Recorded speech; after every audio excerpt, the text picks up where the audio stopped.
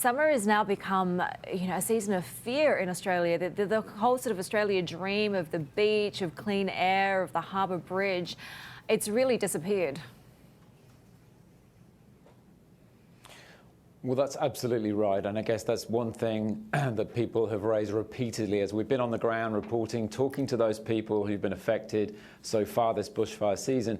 Beyond the immediate impacts, one thing they continually raise is, what questions does this pose sort of for the Australian identity, for the Australian psyche, that dream that many have across the world of those sort of long summer days, sun sort of kissed lifestyle, people being outdoors. What people are saying is they think this will have a real impact on their lives. When they holiday, will they be able to be on beaches or in remote bushland during that southern hemisphere summer? And even for those who haven't been caught in fires, just in cities like Sydney and Melbourne, outdoor exercise classes have been closed because of choking smog. Children in kindergartens, my own kids, have been restricted in when they can go outside. So people are really thinking in the longer term there could be a genuine impact on what it means for the Australian lifestyle. The international reputation of Australia has really been badly hit, hasn't it? And these evacuee camps now set in these towns, cities, how consistent is that with the view of Australia as part of the developed world?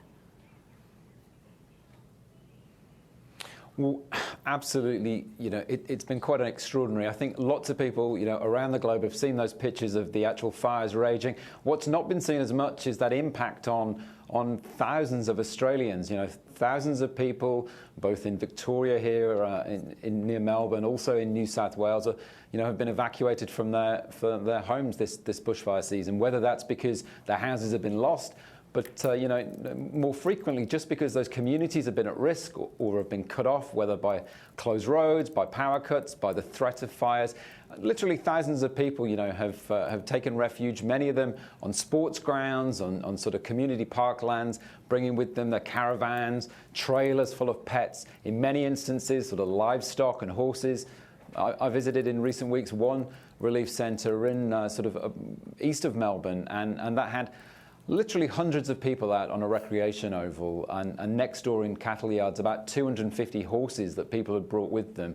People living in tents and caravans, and even in the trailers that they'd ferried their horses in. So really extraordinary scene, and what people have said is it's a jarring image for a nation in the developed world, to see scenes that are more typical in sort of relief centres for humanitarian disasters or for natural disasters, to see that in towns, in cities in Australia. Quite an extraordinary scene.